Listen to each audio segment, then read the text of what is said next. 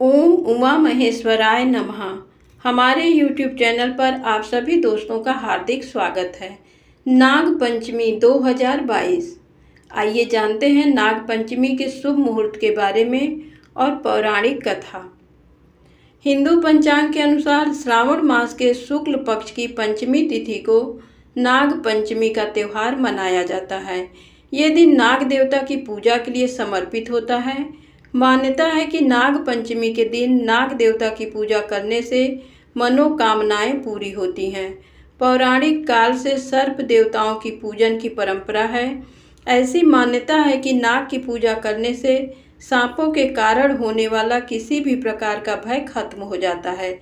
ज्योतिष शास्त्र के अनुसार नाग पंचमी के दिन नाग देवताओं की आराधना करने से जातकों को उनका आशीर्वाद प्राप्त होता है। इस बार 2 अगस्त को नाग पंचमी का पर्व मनाया जाएगा। आइए जानते हैं नाग पंचमी के शुभ मुहूर्त के बारे में। नाग पंचमी तिथि का शुभारंभ 2 अगस्त सुबह 5:13 से नाग पंचमी तिथि समाप्त 3 अगस्त सुबह 5:41 तक। शुभ मुहूर्त 2 अगस्त सुबह 5:43 से सुबह 8:25 तक। नाग पंचमी की पौराणिक कथा। पौराणिक कथा के अनुसार जन्मेजय अर्जुन के पौत्र राजा परीक्षित के पुत्र थे। जब जन्मेजय ने पिता की मृत्यु का कारण सर्प दंश जाना तो उसने बदला लेने के लिए सर्प सत्र नामक यज्ञ का आयोजन किया। नागों की रक्षा के लिए यज्ञ को ऋषि आस्तिक मुनि ने श्रावण मास की शुक्ल पक्ष की पंचमी के दिन रोक दिया और नागों की रक्षा की। इस कारण तक्षक नाग के बचने से नागों का वंश बच गया। आग के ताप से नाग को बचाने के लिए ऋषि ने उन पर कच्चा दूध डाल दिया था। तभी से नाग पंचमी मनाई जाने लगी। वहीं नाग देवता को दूध चढ़ाने की परंपरा शुरू हुई। नाग पंचमी के दिन इन देवों का करें स्मरण।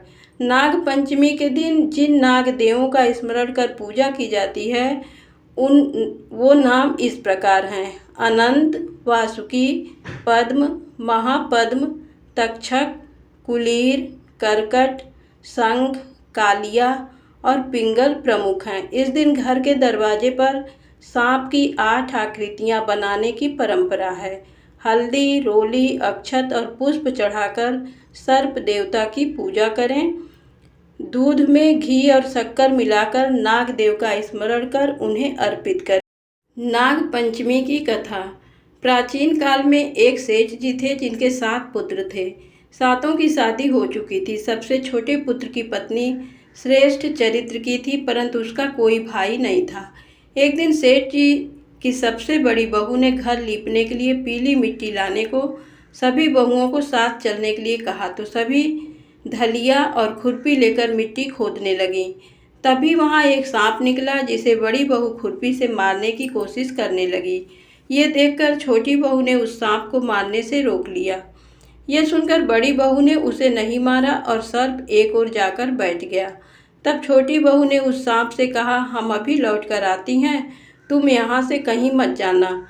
ये कहकर वह सबके साथ मिट्टी लेकर चली गई और वहाँ कामकाज में फंसकर सांप से किया वादा भूल गई। जब छोटी बहू को दूसरे दिन वह बात याद आई तो वह सभी को साथ लेकर वहाँ पहुँची और सर्प को उस स्थान पर बैठा देख बोली, सर्प भैया नमस्कार। सर्प ने कहा, तू भैया कह चुकी है इसलिए तुझे माफ़ कर देता हूँ, नहीं तो झूठी बात कहने के कारण तुझे डस लेता। वह बोली, भैया मुझसे भूल हो गई, क्षमा चाहती हूँ। सांप बोला, अच्छा तू आज से मेरी बहन हुई और मैं तेरा भाई, तुझे जो मांगना हो मांग ले। वह बोली, भैया मेरा कोई भाई नहीं है, अच्छा हुआ जो तू मेरा भाई बन गया। कुछ समय बीतने पर वह सर्प मनुष्य का रूप लेकर उसके घर आया और बोला कि मेरी बहन को भेज दो। सब हैरान हो गए क्योंकि सभी यही जानते थे कि इसके तो कोई भाई नहीं था। तो सर्प बोला, मैं इसका चचेरा भाई हूँ, बचपन में ही बाहर चला गया था। ऐसा सुनकर घर के लोगों ने छोटी बहू को उसके साथ भेज दिया। उसने मार्ग में बताया कि मैं वही सर्प हूँ, इसलिए तू डरना नहीं और जहाँ चलने में कठिनाई हो वहाँ मेरी पूँछ पकड़ लेना।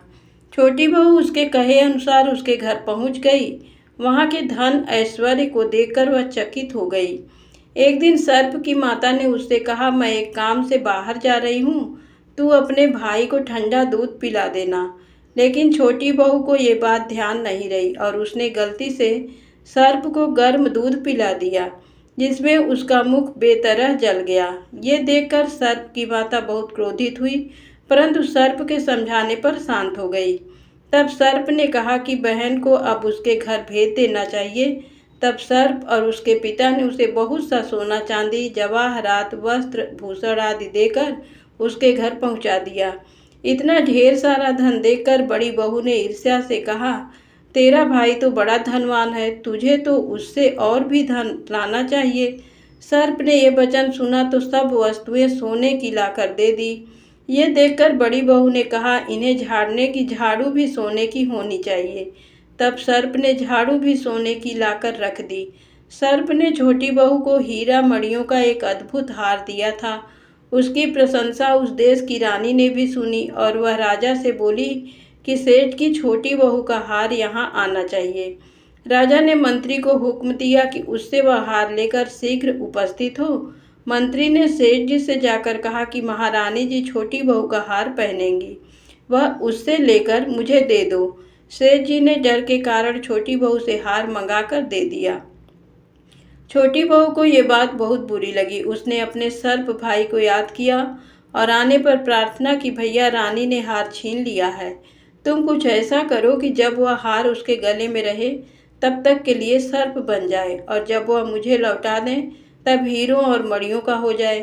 सर्प ने ठीक वैसा ही किया। जैसे ही रानी ने हार पहना वैसे ही वह सर्प बन गया। ये देखकर रानी चीख पड़ी और रोने लगी। यह देख राजा ने सेठ के पास खबर भेजी कि छोटी बहू को तुरंत भेजो। सेठ जी डर गए कि राजा ने न जाने क्या करेगा। वे स्वयं छोटी बहू को साथ लेकर उपस्थित हुए।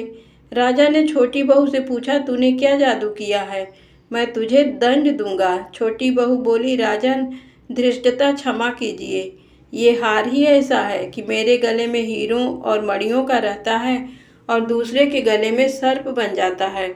यह सुनकर राजा ने वह सर्प बना हार उसे देकर कहा, अभी पहनकर दिखाओ।